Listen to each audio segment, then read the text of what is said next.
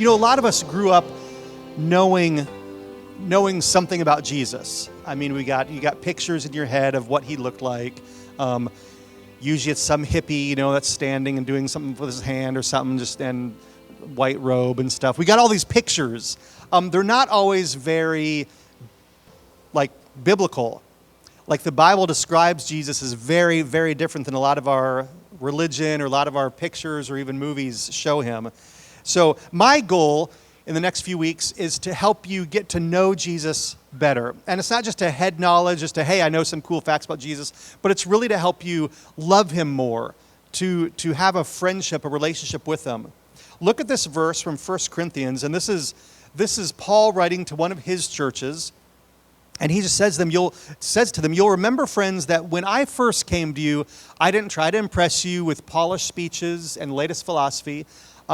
And you probably know some pastors or churches, that have great philosophy or great speeches like that. Paul's saying, no, that's not me. Instead, I deliberately kept it plain and simple. First, I want to talk about Jesus and who he is, and then Jesus and what he did, Jesus crucified. And this is what we want to do in this series. Just make it really simple, make it plain and clear about who Jesus is. Why did he have to come to earth? What was he really like?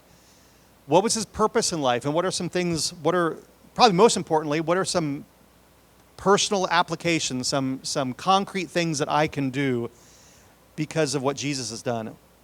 So, hey, do you ever, in your families or whatever, do you have any nicknames? Do you have something that you call someone? Maybe it's your spouse. Maybe you have a cute little nickname for your spouse. It's funny because one of my first nieces, her name was Honey. So that meant that me and Julie, we can't call each other Honey, because when we're there, it might say, hey, Honey, and she'll say, what? I'm here. So instead we call each other Hummy. We just put an M in there instead of an N. Kind of weird, but you might hear us say that once in a while. And there's probably a child in our family. If you don't know, we got 10 kids, and a bunch of them are here this morning. Oh, a bunch of them are in the front row, and an extra one. That's okay. You can come home with us if you want to, but there's one kid, you probably know his name is Lincoln, but in our house, maybe his mom calls him Lincoln, but no one else calls him Lincoln. We have a nickname for him. And you can ask him about that later if you want to. What do they call you at home? And one of our kids even made up a nickname for himself. Our oldest, Carlin, for some reason referred to himself at, age 1, 2, 3, whatever, as Conky. So for the longest time, and even now sometimes we'll say, hey, Conky. It's funny, it's weird. But these nicknames are usually what we call, our spouse or our friend. It's people that we like, and it's because we have a good relationship with them that we have a little nickname. And did you know that Jesus actually had a nickname? Isn't that funny? He did. Let me show you this in Matthew chapter 1. Here the angel says that she'll give birth to a son, and you're to give him the name Jesus. That's his given name. And you'll remember that Jesus was a pretty common name. If you looked it up at bump.com back then, it would have been the number 5 or number 6 most common name for boy babies. Pretty common name. But it means something. He'll save his people from their sins. So it was a name that meant something. It was a good name. A few verses later, though, we read, the virgin will be with child and will give birth to a son.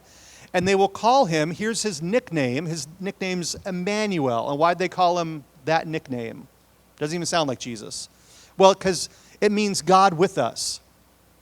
They wanted to give him a nickname that meant something special. It meant something about the relationship here, actually. This isn't just a faceless God that's hidden from us. No, this is God coming down to be with us.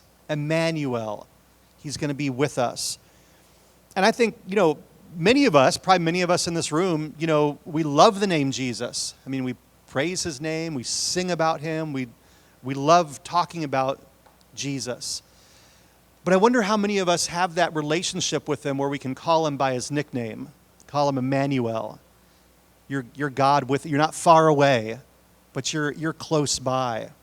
Emmanuel. It's kind of a cool nickname for him. Good way to remind us. And so today I just want to remind us that Jesus can be your true friend, like a very close, very real, someone who's in your life, someone that you talk to. John says it this way, the Word, so before here, the Word in the Old Testament, we had these tablets that came down, we had instruction from God, that's how we learned about God, was from what He wrote down for us.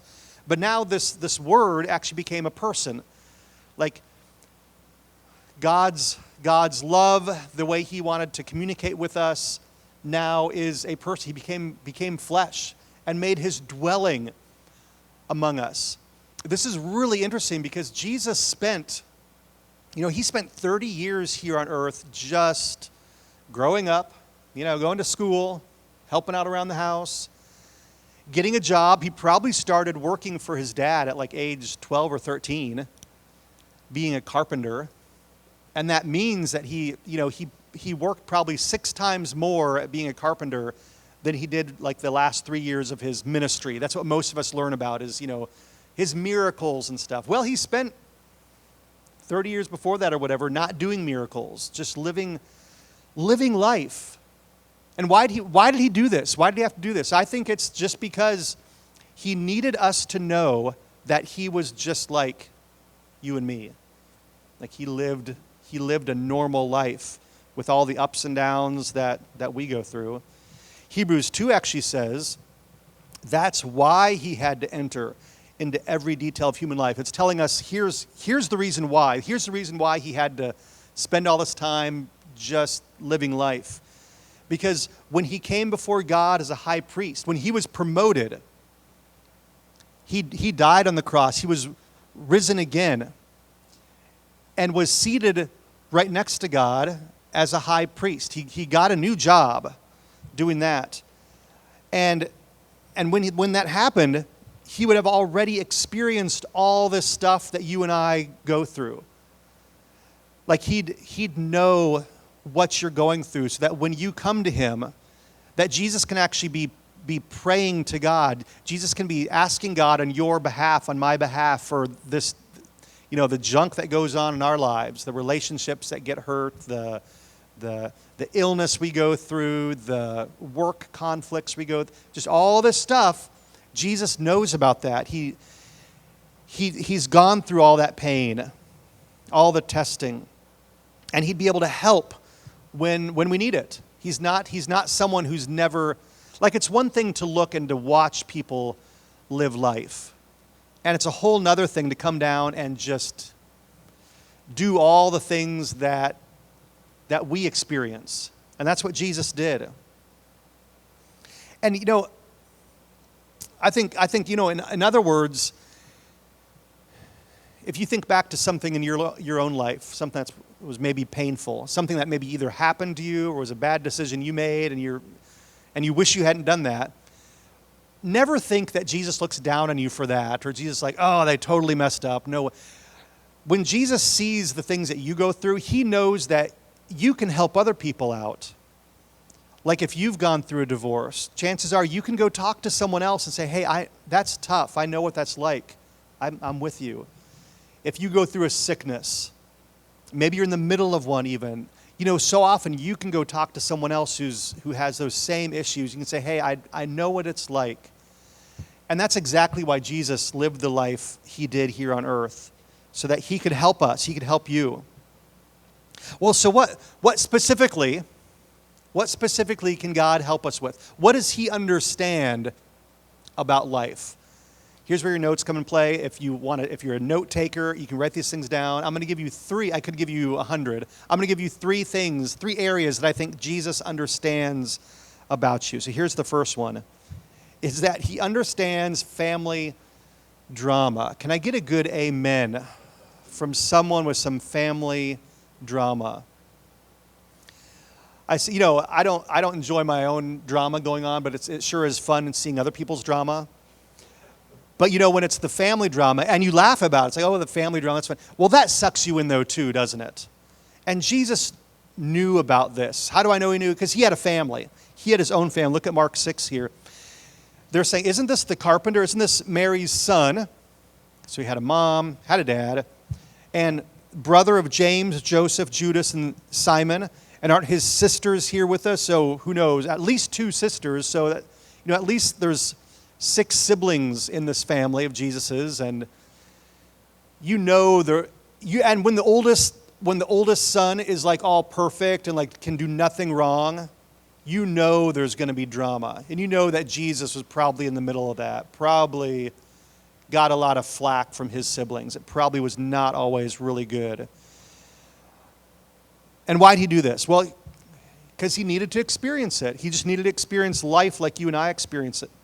His family even thought he was crazy when he first started his ministry. Like, I'm not kidding. Back in Mark 3, verse 21, when his family heard about that he was out talking and doing things, they went to take charge of him. They went to collect him.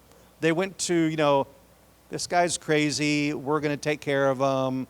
So they said, he's out of his mind. Can you imagine? And maybe your family said that about you too. Maybe you married the wrong person, or you got the wrong, like mom wanted you to do this job, but instead you went and you're doing what now?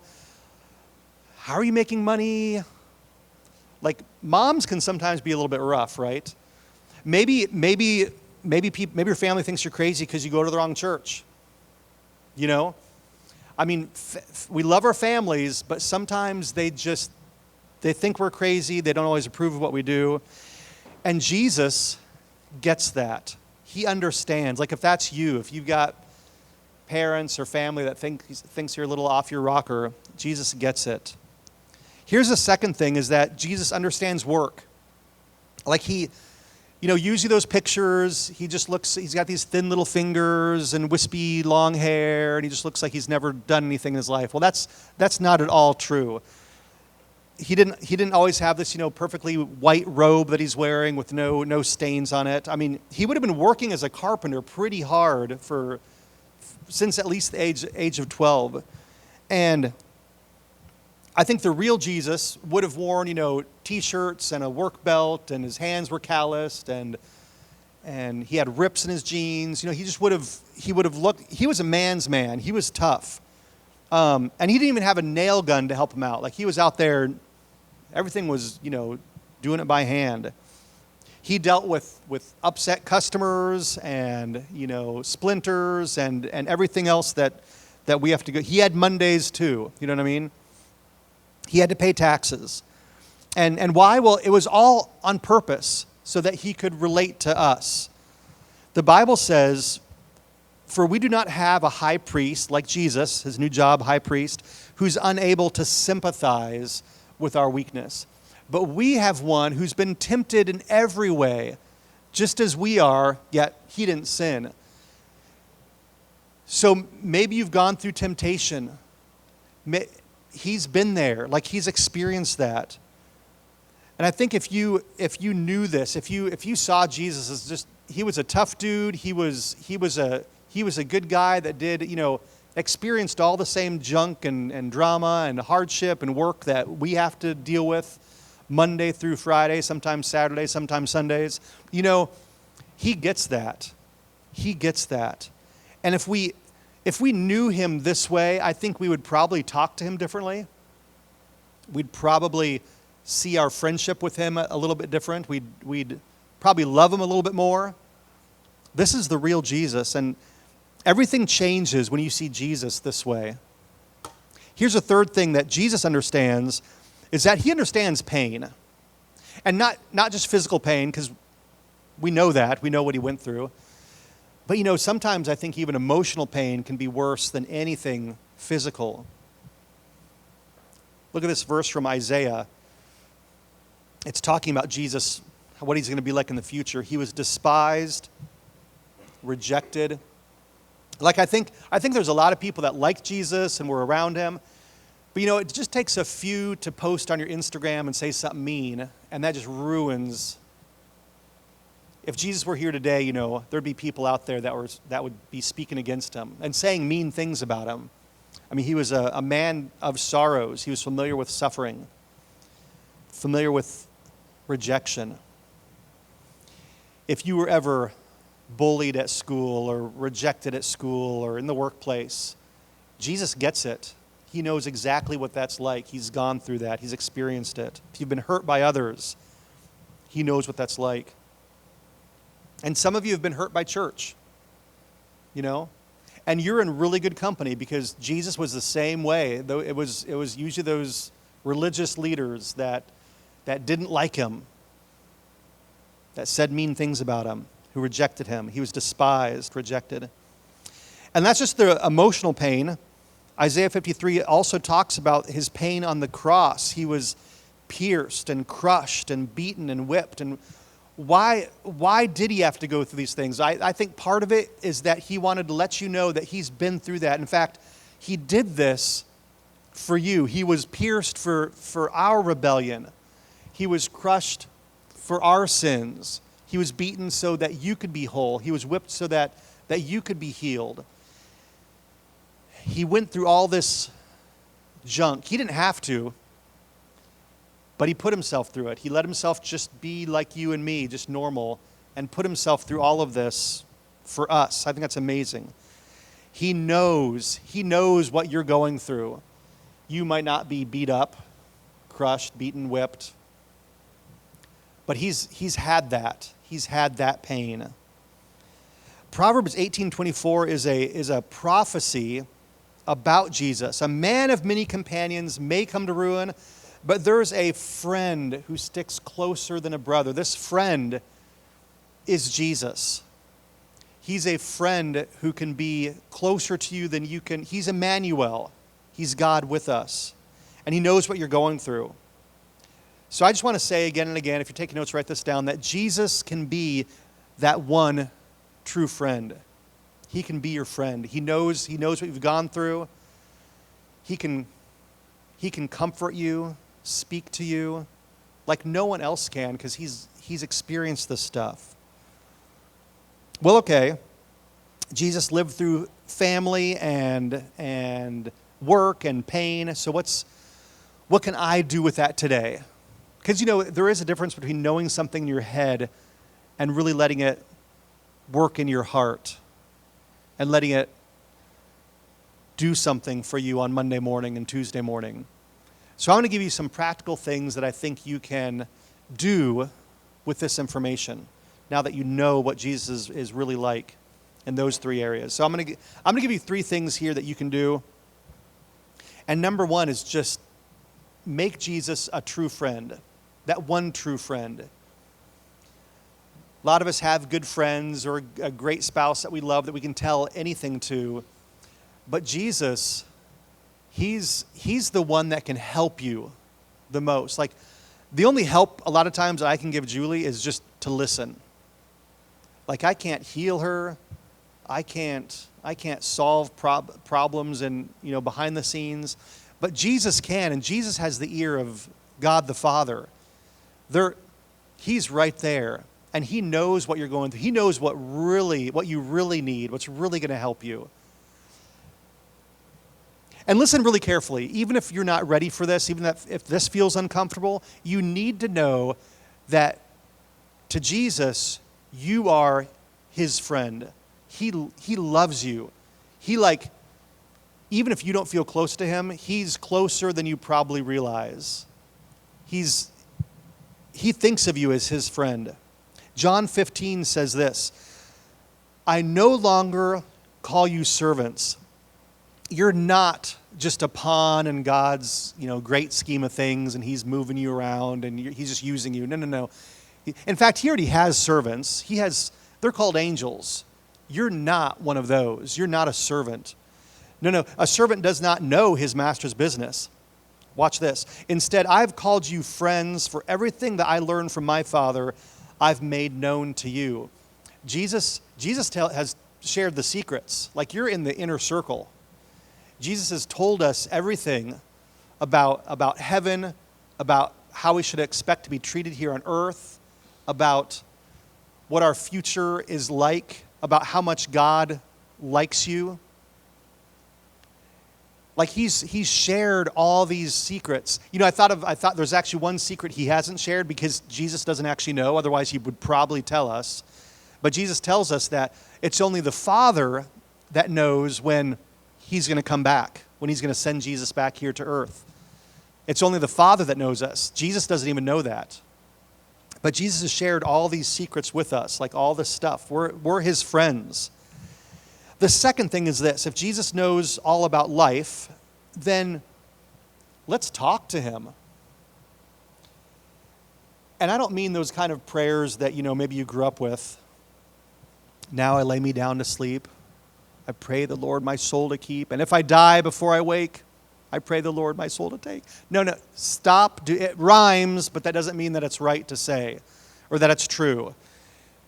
When we talk to God, we can just tell him about those things with our crazy family, crazy work, crazy pain. We can just talk to him about those things. We can complain to him a little bit. That's fine, because he gets it. He gets it.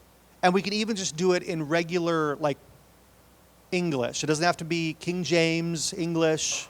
We can just talk to him. What's so cool is that Jesus is sitting right next to the Father, and he's interceding with us. And that's kind of like he's looking down and saying, God, I see, Nathan just messed up again, and I get that, God, but it's so hard. Let's go help that guy out. He needs help. That temptation's tough. Let's help him out. And that's how Jesus sees you. He wants you to win.